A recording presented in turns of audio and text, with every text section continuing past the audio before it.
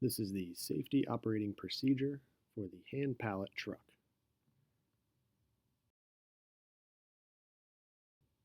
Pre-operational safety checks. Check the pallet truck for wear prior to use. Check wheels and axles for wear and tear. Check handle control lever functions. Lower, neutral, and raise. Report any deficiencies to your supervisor. Operational safety. The operator should wear gloves and safety shoes when operating the pallet truck. Do not operate the truck unless you have been trained and authorized to do so. Check the condition of the pallet truck and the load you are lifting. Use a level surface.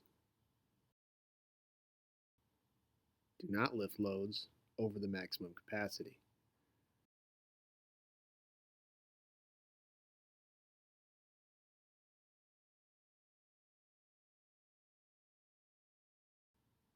When moving the truck, always place the control lever into the neutral position. Do not lift people or ride on the pallet truck.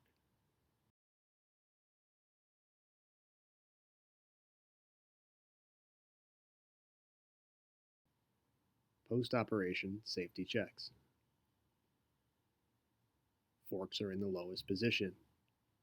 Handle is in the upright position when not in use.